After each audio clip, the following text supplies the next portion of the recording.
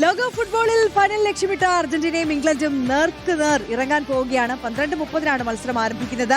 Argentina ടീമിൽ Rodrigo ഡിപ്പോളിന് പകരം Simon ആണ് ആദ്യ 11-ൽ കളിക്കുക. ഇംഗ്ലണ്ട് ടീമിൽ 3 പ്രധാനപ്പെട്ട മാറ്റങ്ങളും വരുത്തിയിട്ടുണ്ട്. ആവേശ പോരാട്ടത്തിനായി കാത്തിരിക്കുകയാണ് ലോകമെമ്പാടുമുള്ള ആരാധകർ. കൊച്ചിയിൽ നിന്ന് ഇപ്പോൾ ഫുട്ബോൾ ആരാധകർക്കൊപ്പം നിതിൻ സേവ്യർ നമുക്കൊപ്പം ചേരുകയാണ്. നിതിൻ, അവിടുത്തെ ആവേശം, ആഘോഷം നമുക്ക് ഊഹിക്കാവുന്നതേ ഉള്ളൂ. അർജന്റീന ഫാൻസ് ആണോ ഏറ്റവും കൂടുതൽ? ഇംഗ്ലണ്ടിന് വേണ്ടി ആരവം മുഴക്കാൻ അവിടെ ഒരുപാട് ആരാധകരുണ്ടോ?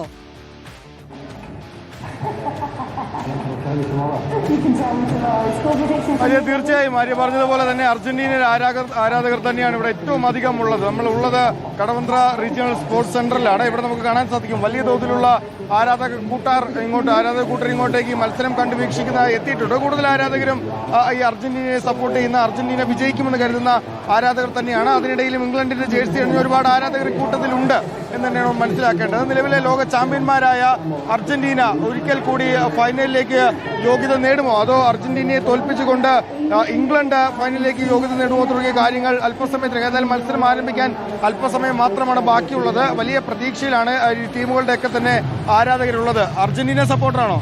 അർജന്റീന അല്ല, ഇംഗ്ലണ്ടിനെ സപ്പോർട്ട് ചെയ്യുന്ന ആളാണ്. അപ്പോൾ ഇംഗ്ലണ്ട് ഉറപ്പായിട്ട് ജയിക്കും. എത്ര ഗോളിനായിരിക്കും ജയിക്കുക? 2-1. ഇംഗ്ലണ്ട് ജയിക്കും എന്നാണ് പറയുന്നത്. അപ്പോ കംബാക്ക് അടിക്കും, 3-1 ജയിക്കും. ഇവിടെ ഒരുപാട് ആരാധകരുണ്ട്. അർജന്റീന. ഇവിടെ ഈ ഇംഗ്ലണ്ടിന്റെയും അർജന്റീനയുടെയും ഒക്കെ ആരാധകർക്കിടയിൽ ചെന്നൈ സൂപ്പർ കിങ്സിന്റെ ഒരു ആരാധകനുണ്ട്. ഇതിലാരായിരിക്കും ജയിക്കുക? ഇംഗ്ലണ്ട്. ഒരു സ്പെയിൻ ഇംഗ്ലണ്ട് ഫൈനൽ മത്സരം കാണാൻ പറ്റും. ഏതായാലും വലിയ ആവേശത്തിലേക്കാണ്, വലിയ പ്രതീക്ഷയിലേക്ക് തന്നെയാണ് ഇവിടെ ആരാധകരുള്ളത്. കാരണം അർജന്റീന കടലാസിൽ ഇംഗ്ലണ്ടിനെ പോലെ തന്നെ ശക്തരാണ്. ഇംഗ്ലണ്ട് കടലാസിൽ വലിയ ശക്തരായ ടീമുകളാണ്. ഹാരി കെയ്നും ജൂഡ് ബെല്ലിംഗാമും ഒക്കെ അടങ്ങുന്ന സൂപ്പർ താരനിര അവർക്കുണ്ട്. മറുവശത്ത് മെസ്സിയിൽ തന്നെയാണ് അർജന്റീന ഏറ്റവും അധികം പ്രതീക്ഷ വെക്കുന്നത്. മെസ്സിയുടെ നേതൃത്വത്തിൽ ഇറങ്ങുന്ന സംഘം ഈ മത്സരവും ഈ ലോകകപ്പിലെ ഒരു മത്സരവും അർജന്റീന വിജയിക്കാതിരുന്നിട്ടില്ല. എല്ലാ മത്സരവും വിജയിച്ച് തന്നെയാണ് എത്തുന്നത്.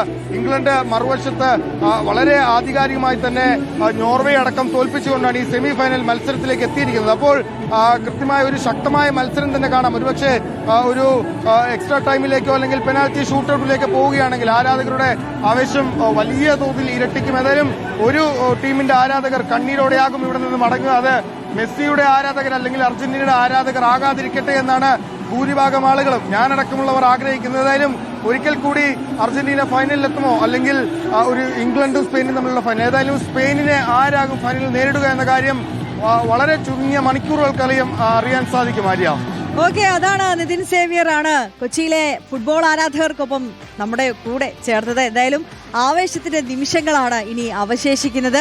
ഇനി ഇതേ 12:18 കഴിഞ്ഞിരിക്കുന്നു. ഈ നിമിഷങ്ങൾ മാത്രമേ ബാക്കിയുള്ള ആവേശ പോരിന് സാക്ഷ്യം വഹിക്കുവാൻ വേണ്ടി.